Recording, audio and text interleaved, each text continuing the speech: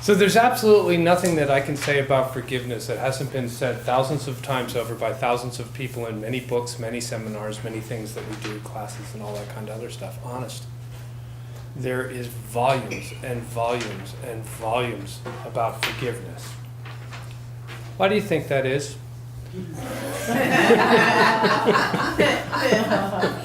We all got it down, right? It's easy. So what I wanted, this is, the talk's title is Forgive This. Now there's a couple of different ways that you can say that. Consider yourself being on the road. This is Breen's favorite topic. And somebody does something boneheaded, which is just God acting in a certain way. And you can sit there and say, forgive this, pal, and, respond. Right? Which is that activity of actually developing resentments in other people. Which is not necessarily a good way to do that. Or there's a subtler version of this that you can say. You ever find yourself saying, forgive me, and then saying something, usually rather blunt? Right? So you're pre-asking for somebody to accept your insult. Under the guise of truth.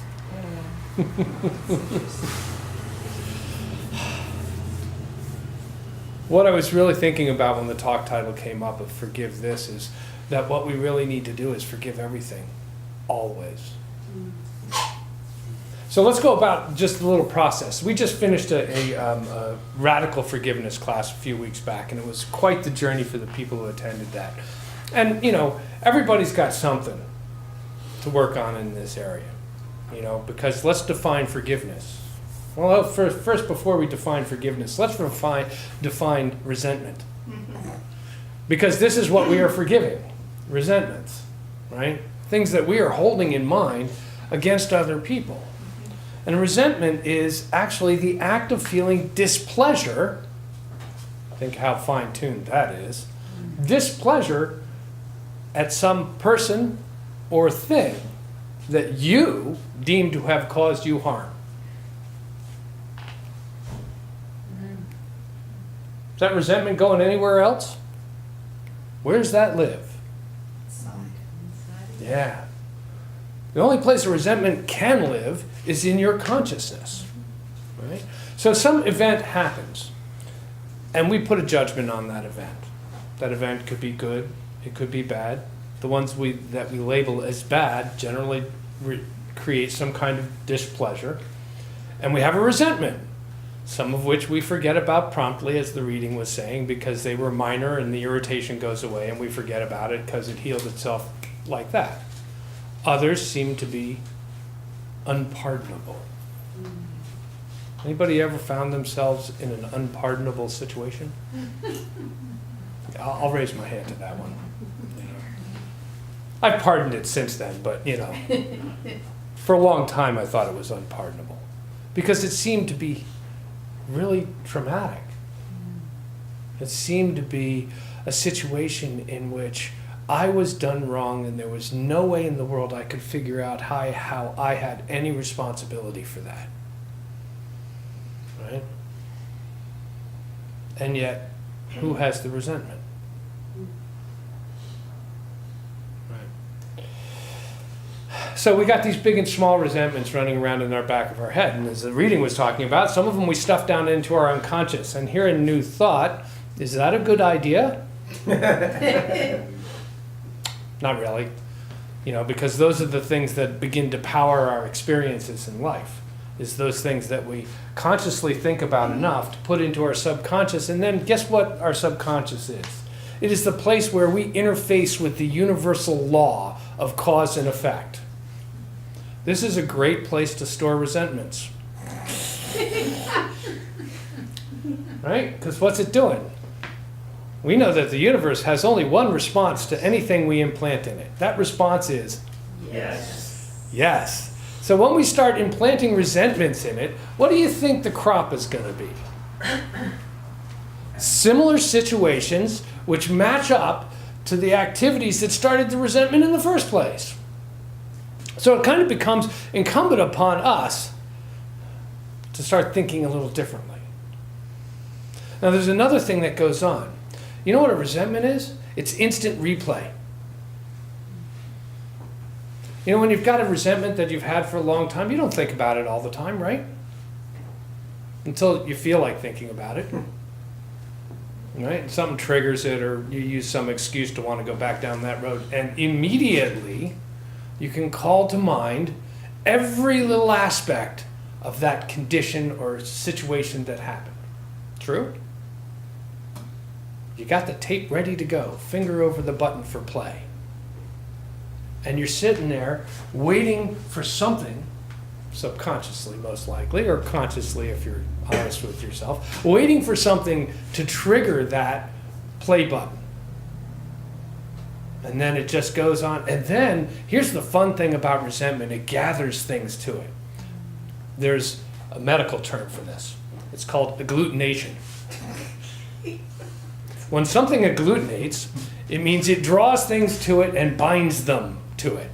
So if you've got a little resentment about something that happens, and it's living in your subconscious, right? Your subconscious is where you're saying yes, and the universe is putting the power behind that yes, and bringing more into your experience, and so your little resentment starts to find another thing that builds up to that, and it agglutinates with your first resentment. Now you have a molecular resentment that is growing. They have a way of doing that. There's another thing that resentments do. Have you ever noticed that they get bigger as time passes? That the situation becomes more dire? It grows in the mind. It starts to build up to these things where you may not even remember what the original activity or incident or event was for which you gathered this resentment, but it has become a whole story. That's the other thing we like to do. We like to drag our resentments out and share them with other people. Right? To get that validation. Because other people also love to buy into your resentments. And they'll even feed your resentment. They'll say, oh, you think that's bad? Let me tell you this one. Agglutination. Now, somewhere in your subconscious mind, your resentment is enjoying itself with somebody else's resentment. They're going out to a lunch, you know, and they're going to find a third party to get this thing really started. All this is going on in your subconscious mind. And the universe is saying, yes. Yes, let's bring some more of that into the play. Let's get some more drama going around this. Sounds like a fun. It is. Ever go to a cocktail party? It can be very much like that. So, the question is not whether or not we have resentments, because we have resentments. I'm sorry to tell you that. I mean, you know, in the happy clappy world of controlling your thinking, we never have resentments. Everything is always perfect, whole, and complete, and an expression of love and divine perfection unfolding in this moment, damn it.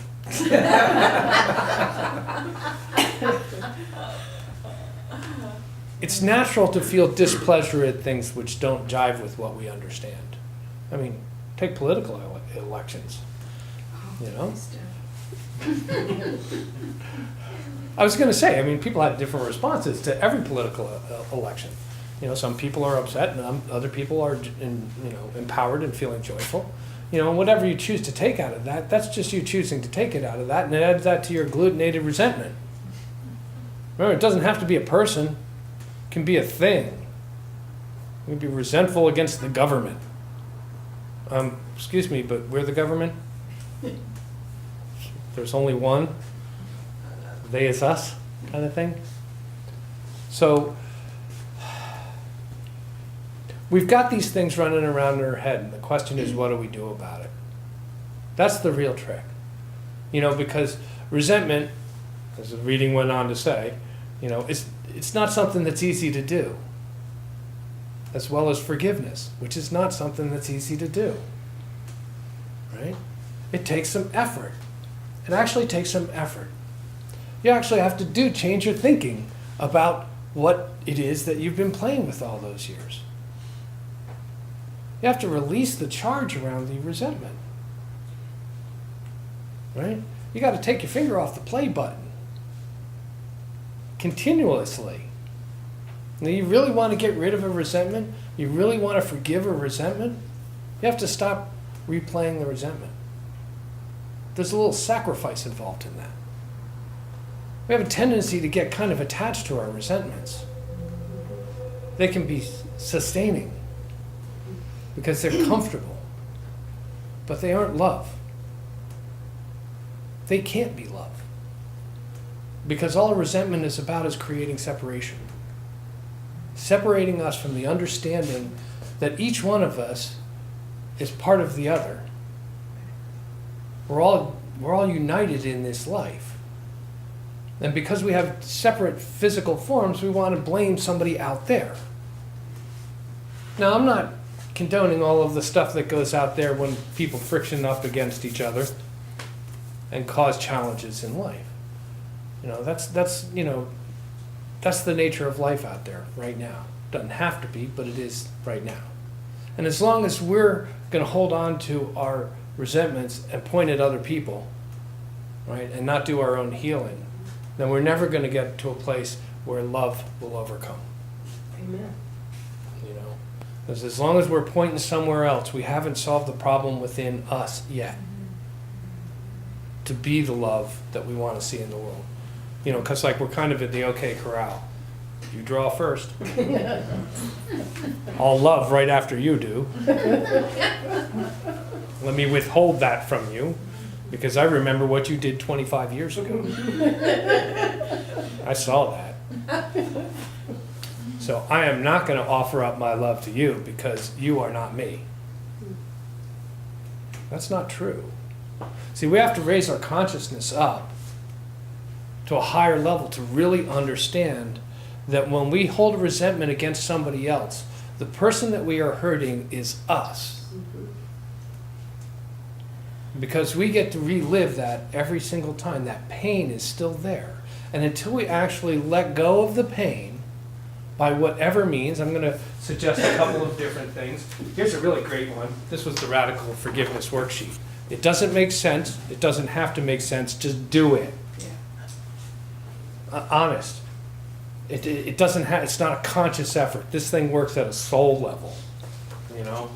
So Colin Tippings has some really good advice on that. I invite you to look at that if you've got some deep held resentments that you need to let go of, because a resentment will keep you from spiritual progress.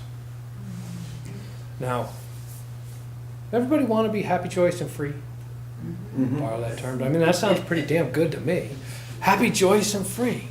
You're not going to be happy, joyous, and free if you're continuing to live in resentments, even the ones that you stuff down that come up every now and then. You got to actually dig around in there, bring them to light, and get rid of them. Get rid of the charge around it. Because whatever it was, I can guarantee you, unless you're having the resentment in this very moment because I'm talking to you, right? It's in the past. It's a done deal. The only thing you can do is change your thinking about it. Change your perspective about it. Every one of our resentments has only one golden lining. The golden lining of a resentment is that it allows us to grow to the person we are today and provides us the opportunity to grow even further by releasing that resentment. That is the only good of a resentment. Otherwise, it's just pain over and over and over again. And that's not very fun. I want my life to be happy, joyous, and free. So it's worth doing the work, but it's actually more critical than just being worthwhile for your own personal development. If we are to live in peace and love and harmony, prosperity and joy, we must release the resentments that we are holding against other people. Because we cannot live in peace and happiness and joy and love and prosperity if we are not willing to have everybody live in peace and love and joy and prosperity. And that can go really deep. So the next time you're walking around town and you see some poor person who has chosen in some hard manner to be living on the street, think about that. Think about doing something about that. In New Thought, we start in our thinking. The primary cause of our experience begins in our thinking. When we think about love, we act in love. When we think about separation and lack, we act in separation and lack and fear. That's those resentments, the ones we've gathered together that have agglutinated into this big glob in our subconscious mind that is saying, no, no, no, no. They did me wrong. And when you can give up the they did me wrong, you can start working with I did right. It's not about a they, it's I did right. And we know when that is because we get that warm, loving feeling inside that says this was a good thing to do. That reaching out and making that soul-to-soul connection with somebody else, that activity of giving of the good that you have to better the world.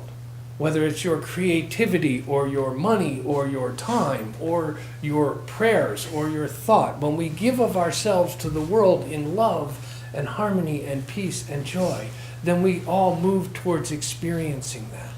Even in the face of all the stinketh stuff that is going on. Because you can look around and say there's a lot of things we could let go of now as a society and as a world and start dealing with in a more loving and harmonious way. And it can seem like a really big challenge, but I'd like to challenge you. Do what you can. You don't have to save the whole world. You know, it'll save itself ultimately if we all look around us and be the love that we can be where we are. To forgive and do the work of forgiveness within so that we can move forward in the people that we connect with individually. Because, okay, so we've got a number of people in this room. How many people do you know? How many people do they know? How many people do they know? Just in those 3 or 4 levels of understanding that those are the people that we encounter, that we impact with one act of love, with one idea of love. That's where our own internal forgiveness allows us to impact the world. So forgive this, and this, and this, and this, and this, and all of it. And that's a big chore. But that's worthwhile. Because happy, joyous, and free is at the other side. And it doesn't even take getting rid of all of it to be happy, joyous, and free.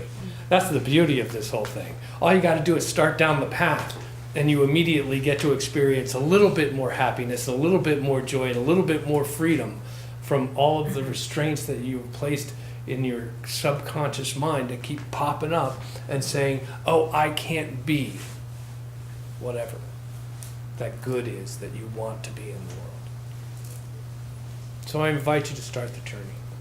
If you want to talk to me about radical forgiveness after the celebration, please do. If you want to talk to me about any other form of forgiveness, be delighted to talk with you. You know, because forgiveness is often something that requires the perspective of one of our fellow travelers.